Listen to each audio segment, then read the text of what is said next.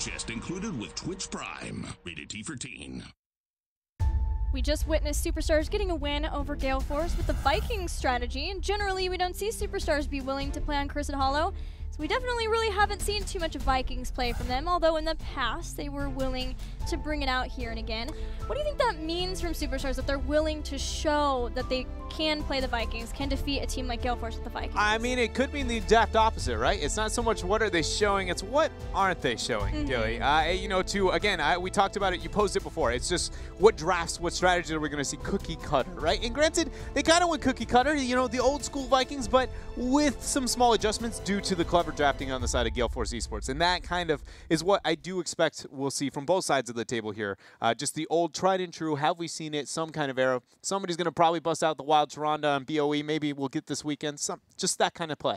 Well, let's see what the next battleground is, and we can start hypothesizing which cookie cutter compositions we can expect on Tomb of the Spider Queen. Yeah, you know, there are a few, but they're so old and North America never really picked them up, nor have they come up with too much creativity of their own on a map like Tomb. I don't assume anything other than maybe the Medivh, which we could probably claim for our own, or at least that's still unfair. 80 already was at the same pace as Glarong, so that's a little bit rude to be able to try and pull that from them. But wave clear, that's really it. That's all we can assume coming out from these teams. Maybe a Chromie. And I don't expect double support, but maybe. It could be one of the few maps we see it there as Chromie's quick ban. You know, it's interesting. A lot of NA teams on Tomb have started picking up more double global. Superstars is one. Yeah. Roll20, I think, is the other team who has played some double global strategies on Tomb of the Spider Queen. Generally, you look at Tomb and you're like, oh, that's not really a double global style of battleground. The lanes are pretty close together, but they've been able to make it work just because of the constant lane pressure. Once you start getting forts down thanks to turn-ins, and you can do a lot more with pushing back the lanes, and you get a lot out of the web weavers because the lanes are so pushed. Yeah, it's actually, it's really funny because like you are right. You look at the map size and you immediately go, that's not global worthy, right? Yeah. But when you immediately go, well, size matters because it buys time, right? And then time is relevant on a small map like Tomb. So it's not directly translating. You actually need time with globals, and as conveniently a small map like Tomb, because of the way it functions, does scream like globals are going to be able to stand out here a bit better than some. And it's one of those kind of cool trade-offs of heroes and the specific maps that they're going to play on here. But ETC removed for Superstars. I guess I'm not too surprised. He's at the top here for almost every team in North America. I was just more concerned Medivh. You know, he's kind of not been touched, and it suddenly can Gale Force play it? Is Superstars even willing to play it? Also leaves up Genji, who has been a focusing ban from Gale Force both games so far in the series. Genji's up, Tass is up as a wave clear hero. There he is. Tassadar locked in for Gale Force eSports. What is the response for Superstars? No concern of the traditional double support, but you still might have to fear Fan on that Volo with the Tassadar prepping it. So how do you make up for that? Wave clear is always going to be the thing because that strategy concentrates on pressure to the front walls, which means that you need to make sure that you are not draining those front walls whatsoever, and you're controlling the transitions and rotations here between the lane. And the Chromie banned out, and the high task does scream to me heavy focus in the laning situation for Gale Force eSports. So maybe a Garrosh is worth this high of a priority. I hope it's a Kel'Thuzad. I feel like defensively, it would be astounding if they see that high focus, and let's be real, it's Kel'Thuzad. Hello? How have we still not seen him? What more reason do you need than it's Kel'Thuzad? Exactly. He just goes pew pew, chain, freeze, ice, dead. That's game. Combo of the century, man. Maybe not having a lot of experience yet with Kel'Thuzad. Superstars are going to move into a different mage, but Gul'dan does what you were hoping for too. Yes, it does. Still offers a lot of wave clear. Superstars also have Dahaka as a global. We talked about that, but also a great hero for Srey. But the Gul'dan pickup is one that Superstars have been willing to bust out on certain battlegrounds, and Tomb seems to be the first and foremost for that. So just the sake of, being stubborn, Gale Force, I hope to see a Kel'Thuzad for them in this rotation. I am a little bit torn with the high task on just actually drafting Kel'Thuzad draft theory here. Not sure if I like or dislike him with Tassadar, because you have that synergy between he needs somebody else to help make sure he's okay, and any cross support he can get is going to be nice, but also No aid in the burst, no aid in the lockdown. Other than providing vision, Tassadar doesn't do too much to be able to synergize with the one-shot playstyle, you know, of Kel'Thuzad. But I think he does so much damage on his own, it might be worth that trade-off in the survivability and just letting him, you know, essentially enabling his positioning a bit more. Just something to be thinking about. We got ourselves a Vala there for Fan and the guy who's going to prep it all, Malthael. Tormented Souls, such a good laning matchup here for him, and Superstars Dahaka. Besides Tassadar and Kel'Thuzad, and whether that's anti-synergistic or synergistic, for Gale Force specifically, we can know that if Tassadar is on Gale Force's, if they first pick him like that, unless Mike ends up playing Tass, like with the Tass Tracer, then K1 Pro is the Kel'Thuzad player. Yes. He's got to be the Kel'Thuzad player. Anybody else, and I will riot right here on the desk, because K1 Pro is a mage player.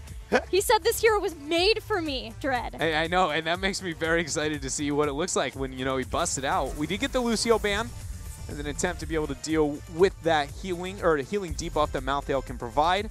Malfurion and Diablo is the response here for Superstars.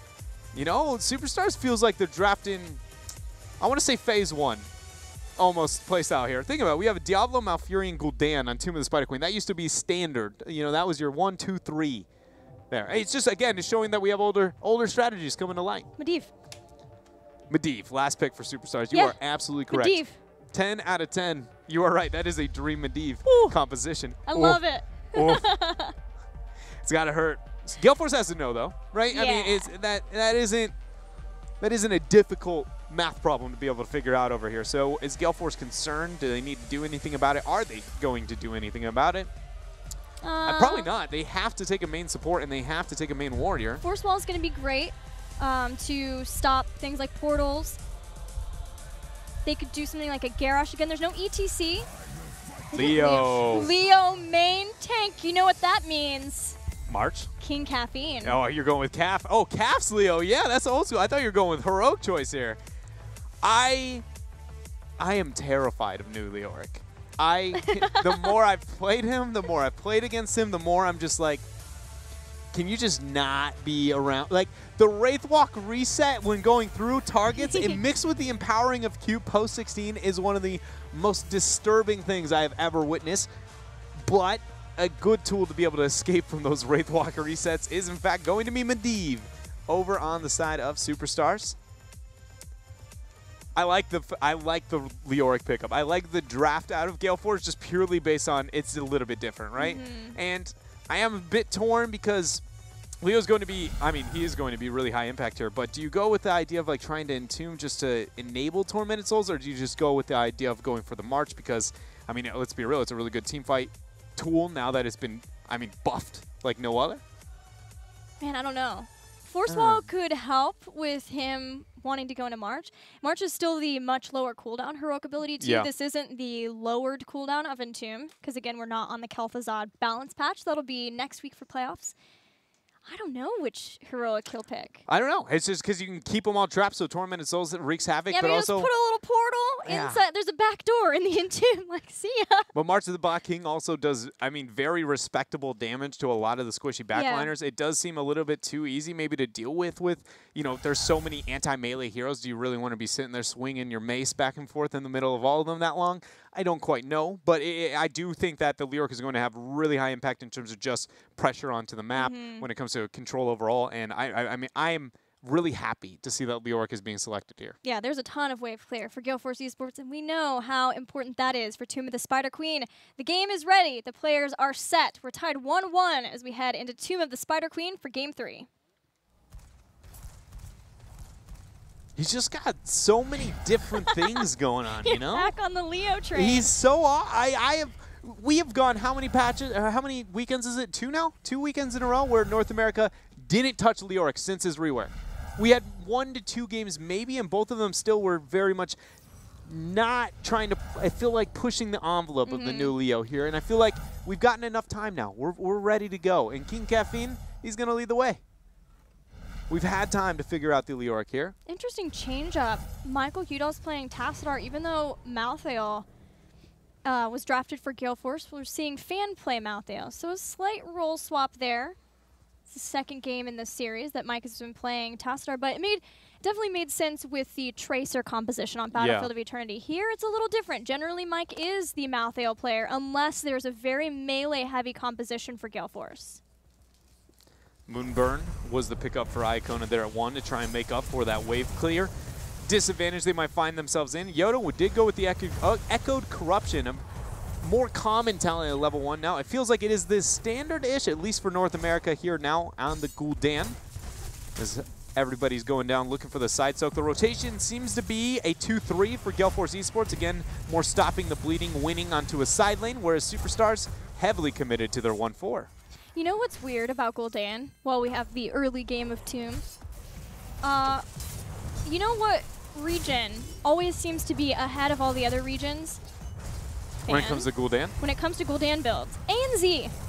ANZ. Every time I see their regional, the immediate follow-up international event, that's what build ends up. And I don't know if it's because ANZ usually their regional is one of the first, and so that's probably what it is, but I'm always like, okay, ANZ, what are you running for Gul'dan? Because that's what's going to end up everyone is playing. It's happened, it was the Corruption build, then they went to Fellflame, then they went back to Corruption with not Bound by Shadow anymore, with Hunger for Power instead, and that's what it swapped to. That's still the dominant one, but I've definitely seen that with other heroes and with more dominant regions, but never with, you know, that's pretty cool that they lead in such a niche hero like the Gul'dan, but it's such a prominent pick here in North America. Akaface, he's kind of been thrown around a little bit too much here. That's enough for first blood over to Superstars. Very well done here. Controlling the laning appropriately on a map like Tomb of the Spider Queen roots. I mean, it's key. And I'm just so impressed with Superstars here today. I'm going to be honest. I know that Gale Force has been struggling as of late, but I feel like Superstars is more just playing over their opponent rather than Gale Force maybe playing down. Well, we knew that Superstars were sort of on the upswing. Yeah. And it's great to see that they have been able to continue that. They feel like they are one of the more consistent teams, maybe after Freedom and Roll20, right? They still feel like they have the consistency that teams like Gale Force and Tempo have been lacking. But it's great to see that even in a series where both of the teams may not be as focused, because they are way more focused about making sure that they do well at playoffs, that they're just playing cleanly and able to throw around Gale Force a little bit, like poor Akaface. Yeah, really good positioning there also from Iacona. One of those risky kind of moments as a support, but he identified all the lethal threats are up in the top lane, so he could position outward as a Malfurion to body block. That's not something you hear too much, but exactly his thought process there. It wasn't necessary, but it leads to the kill and the small things here. Superstar is still just making the plays, and I mean, anytime we can highlight support's doing more than being the heal bot, I'm your guy. I'll let you know. Yeah. It's nice to know, Dread, that if I ever need someone to talk about supports, I was wondering if maybe you would want to talk about supports, but it is good to know. Let's talk about a warrior now, Leoric. I was wondering how the build might change with it being a primary warrior for the team instead of the side-soaking secondary warrior. Only change-up we've seen so far is Paralyzing Rage. Usually that will give the increased slow 60% instead of 40 on Skeletal Swing. Usually you see Neil Peasants there as a means of helping him make sure that he can clear out waves even faster. Damage going into Cap there. He just Wraith walks just pretty much unscathed as long as he has that Drain Hope on the target before the pressure comes out here. All the members, everybody actually, has gone down to this bottom turn, and they're very focused on stopping this initial Webweaver phase to get the momentum into their favor.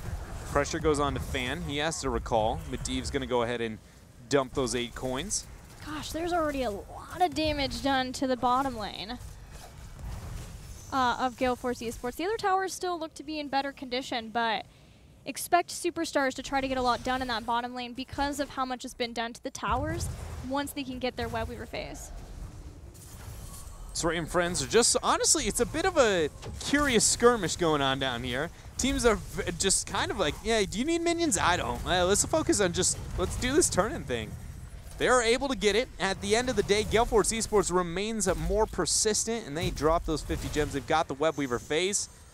What can they make happen with it, though? They do have a very good sieging composition, so it's going to be important that Superstars is effective with this defense. But unlike most of the times we talk about North American Tomb, Superstars has good defense as well. A lot of it's on Gul'dan, so if he's caught out, that's got to be a scary moment. But as long as we have the Fell Flame being thrown out, Superstars is just fine. Superstars is choosing to stick together for the most part. Diablo is heading into the mid. The Portal's going to try to help the rest of the team all get together. And Hosty to escape and go somewhere else. Roots to follow up the drag of Sray. King Caffeine not too afraid of that, though, with the Wraith Walk. Tacitor is applying a lot of pressure up into top, and Dahak's too afraid to be able to trade into him, which is leading to a lot of damage being done by that top Webweaver. Bottom's still doing work here, too. I mean, Gale Force is pretty much winning on all fronts, or at least on opposite sides of the map here.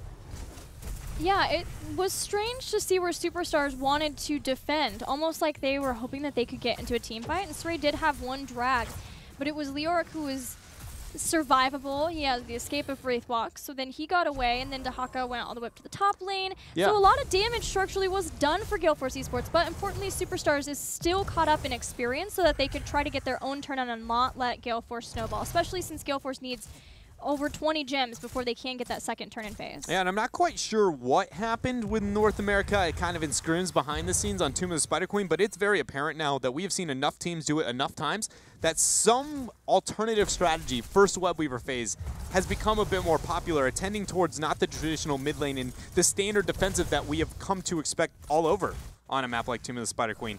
And debatably not gaining enough here for Superstars, but I agree, it was very curious, but it's not the first time I've seen it. So I'm kind of like, you know, they aren't the only ones, so who's leading the show on Tomb of the Spider Queen in NA? We're yet to find out, but the Heroics, they're almost here for both teams, and Superstars has a lot of gems still in the bank. Yeah, even once they get the 20 necessary for a turn, and they're still going to be holding on to quite a lot, which can make team fighting quite scary. But thankfully for them, they have the ultimate hero to disengage, well, except maybe Falstad, and that is Medivh. He's got portals, he's got Forces of Will, and he's got Leyline Seal now with 10. We've got Twilight Dream adaptation for Dahaka. There is Touch of Death for Malthael, so he'll be trying to limit some of the supporting of Superstars, but with Malthael, who can give the healing over time. Yoda's in a bad spot. Entomb is available, not going to be in position to be able to get that Entomb quite yet. Is King Caffeine. Webweaver phase turned in up on top. Diablo dropping the gems. Webweaver phase numero uno for Superstars is going to come online. Can they get as much as Gale Force was able to with theirs? I think so. Maybe even more so here now that they do have, I mean, they got a Gul'dan. It is very hard to be able to defend into that strategy, especially considering Gale Force has pretty melee-centric comp, right? Yeah, Gale Force is all the way up in the top two. It's just Malthael on the bottom, but Superstars are ready to meet them in the mid. So it'll just be Dahaka versus Malthael in the bottom lane. Dahaka enabling that Webweaver, but with the towers already down, as long as Sray can keep Fan off of this. And now with the portal, the Horrified it's a party. That was a great bait from Superstars. They show up in the mid, all of a sudden a portal drops down once they know that they can get the kill on Fan. Now they make him lose his gems. They guaranteed get the bottom fort. I want a surprise party Medivh. Every portal he lays, everybody goes through it, throws confetti. If he has, it makes that yeah, can you sound. imagine if he bumped through and he was like, and it was just everybody's throwing out whatever that common party instrument is. Just all what excited. We're here. I don't know, kazoo kind of thing. That's what I'd go with. Either way, I need Superstars to just be like surprise right as they drop the Horrified. Brilliant use of the portals here from them, and it got them a lot out of that Webweaver phase. The bottom four, Sray is able to make it out with that brush stock. Thankfully, he had a lot of gems, 35 gems. We also see that Hosty is we talk about Superstars. They're busting out the Medivh more and more frequently here. As time has gone on, as Medivh has become more and more respected internationally, and he's doing a pretty good job. He's already at 29 of those Medivh's master touch stacks, just about to finish that off. And once that happens, along with the Echo Corruption at 33, I mean, Superstars' quests are coming online. Their talent tier spike. They've got Webweavers. It's looking really good. Hosty even threatening that maybe he could allow the team to get on top of Gale Force, defending this fort. This is the point, not just because of quests, but maybe, or just because of the second Webweaver phase in a row, this is the point for Superstars to pull massively ahead in this game over Gale Force Esports. They have a second Webweaver phase in a row. They want to take out both the forts. They want to use this 13 advantage and get it even into a bigger advantage so that they have 16 far and above Gale Force Esports. This is the point for them, and they're going to use Leyline Seal with an APOC follow-up. It's gonna land, but Icona is going to, or excuse me, Akaface drops the cleanse. Ancestral lands after the Horrify, Shadow Charge. Words are hard. Shadow Charge is used, and King Caffeine is the first to drop in this fight. Fan is doing what he can with Tormented Souls, Gilly. And Superstars finds their Dahaka completely isolated. When it's all said and done, only the Warriors were isolated 1-for-1 here. But the Webweaver phase sieging the entire time. That's a very big win here for Superstars. And more importantly, we put this moment as the moment that they can really kind of take off in this game as long as they do not falter, and it doesn't look like they're done so. They're even going up top. They're looking to gank out Fan. Yeah, they're getting right back into the action. They have a portal, they have roots. They're hoping to gank Fan and get that kill, and they do take him down. And with that, trying to do what they can to take out the fort. The Entomb is pretty good, but Hosty still has a portal. Now that we're post 13, this is a whole different game for Medivh because of quickening, because of the cooldown reduction. And that portal was absolutely necessary in the last fight. When Fan flanked with his Malthael, he had 3 members with Tormented Souls on them, and having the portal gave enough of a range for Superstars to try to get back and delayed a lot of the timing of that Tormented Souls so that Superstars didn't lose anybody else besides their Dahaka to it. And I think that you and I talk about Medivh and the power post 13 quite a bit, the quickening, but maybe not necessarily why. Why is he so good? I mean, yeah, you have portals up more frequently, and yeah, the downside of the 1 second. Why is that so very, very good? Beyond the fact that you can always, in the middle of the teamfight, teleport, the biggest thing I want to highlight is that it produces essentially a 1 second window where the distance to safety is 2 screens width within that amount of time. And because of that, suddenly you have to always go, is this portal about to die? Because if so, you can assume your opponent will max range portal 1, portal, max range portal 2, and you cannot move anywhere on the map that is within 2 screens, essentially, in that second window. And that is where Superstars, they will throw a portal, wait for it to drop, and then just see, is anybody in that threshold? Can we get those kills? Can we make those plays? And if so, I mean, it's as easy as portal 1, portal 2, and you're gone. And when you've got a From the Shadows Diablo, you can make the plays happen. Arrow now with Devastating Charge, trying to build up those charges. He's already sitting at 2, which means a lot more damage just by the Warrior player of Superstars. And there are so many places where you can get those stuns and the percent-based damage along with those around these turn-in points. This has to be a very cautious place where Gale Force try to take a fight versus Superstars before Superstars get 16. Good drag. Horrified not going to land. Akaface used the cleanse. K1 Pro's the only man to stand. APOC goes down. Twilight, Dream, and Tormented Souls. Superstars is falling very, very low because Fan got so much work done. Ancestral Healing wasn't even used. Diablo dies, but he will be back with these souls. Saray is going to be, he's going to be going down. He will end up dropping here, but the fact that this is even 1-to-1 is huge here for Gale Force eSports. They are down a 16 talent here. That fight didn't necessarily start in the best way possible, and they really made it happen. Yeah, the minute the Horrify didn't hit K1 Pro, then after that, it kind of devolved into chaos, which is, it can happen with the Medivh comp, but generally the chaos is in your favor with the Medivh comp, and for that, we had Saray chasing K1 Pro all the way back. Does negate the damage of Vala, but Fan finally getting on top of a lot of members of Superstars. Gale Force have a moment where they can try to take this game back. They get some web weavers. They now have 16 on the same tier with Superstars. It's not like a 16-19 situation by any means, and there are forts still up. All 3 forts for Superstars. So Gale Force can try to take these down and skyrocket experience into their control. Yeah, and they're going to rid of the bottom web weaver, but again, it's all about this bid, and the focus there of Superstars on this web weaver defense is rather curious that they were willing to not send that Gul'dan to try and poke and prod here over the mid web weaver, but now he is here and fine and ready. A lot of pressure after that force wall. Talk about Gale Force eSports, one of the best teams at setting up these plays with these force walls. This is the 2nd game in a row. Just, it is very hard to defend against them because they're just constantly choking you off. Leyline Seal goes down, same with APOC.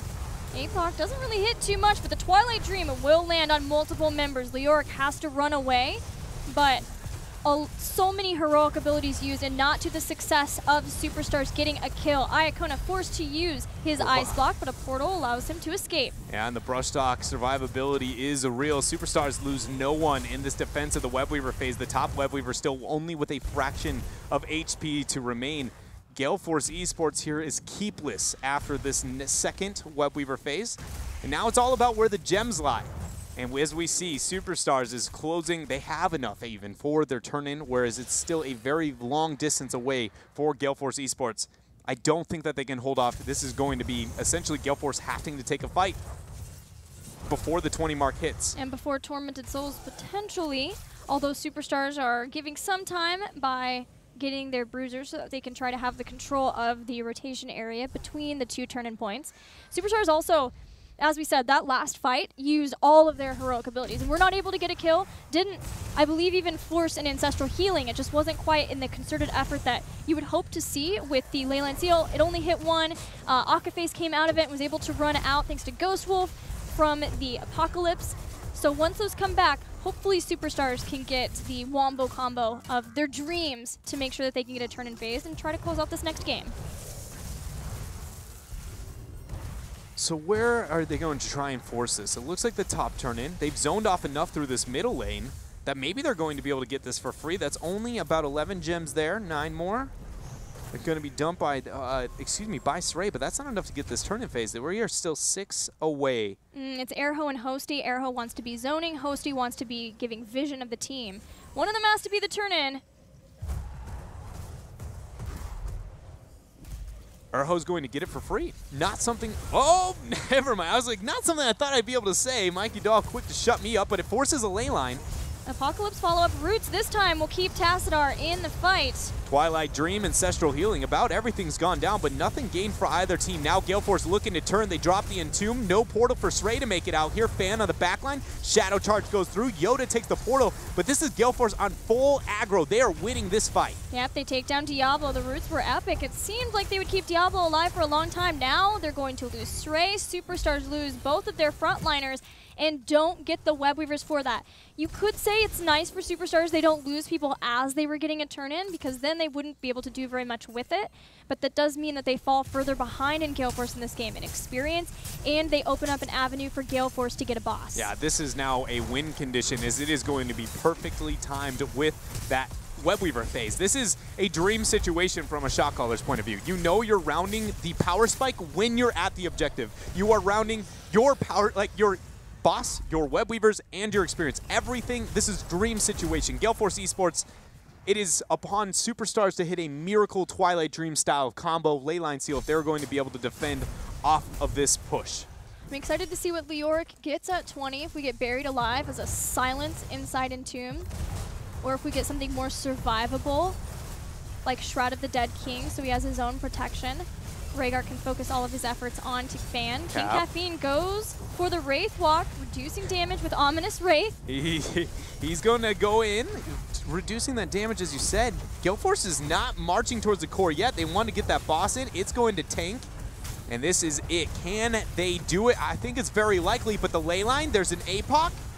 Nothing gained yet here. Sray not going down. Twilight Dream was used. The core is still being the focus. The shielding on the core is going to go down. The boss is at 50%. Superstars were so spread out, though. Gul'dan was pushed way far on the other side of the boss, while the rest of Superstars were trying to stop Gale Force eSports behind the boss. The separation of Superstars works to the advantage of Gale Force eSports, and even as a horror fight goes out, Gale Force eSports will take Game 3. Very well done here from Gale Force eSports. A lot of control here, and it's shown throughout the laning situation. I am looking at this game a lot of the times kind of going, it felt like every pick Gale Force got was like almost perfect time. And I can't tell if that was just them going, I mean, look at how good it would be, just get a pick, get an objective, or in fact that was like Superstars maybe playing into the hands. But either way, it just felt like every time they got a small advantage, it was like, that's a lot bigger than it should be. And that was really well done. Well, the spread was very good from Gale Force. There were a lot of points that where they possibly could have been choked up, and more could have been hit by the Leyline Seal. And then if Leyline Seal hits 3 to 4 people, Apocalypse is probably going to hit 3 to 4 people, and you can set that up a lot better. But because Leyline kept only hitting one person, maybe two, I think I really only saw those one-person ones, then people could help out whoever was about to get hit. And even if it ended up being somebody who had the Diablo follow-up, the Roots were there too, still Gale Force survived. And surviving those two heroic abilities does feel like it's going to be a bad time for Superstars if they can't use that combo and get a kill. Yeah, you are right. It wasn't even like how they played it out, the fact that we didn't really even see a case where it was like, here's the Wombo, right? Here's the ley line, there's the APOC, there's the Twilight, something died. I think we did maybe get it one team fight specifically, but all the others, it did feel like only one person got ley lined. Yeah. It's like this APOC might not even be perfect target. Even considering the last initiation, just highlighting that one, that was all on a Tassadar, right? Which is, worst case scenario. And Akaface was just within realm to be able to throw out the Ancestral. It didn't even game match value. It was another case where Akaface just goes, as long as you just don't die, we can't lose this fight. So he just throws it out, and it's pretty easy from that point on. Well, let's talk about cheers while the teams get set up for Game 4. Let's take a look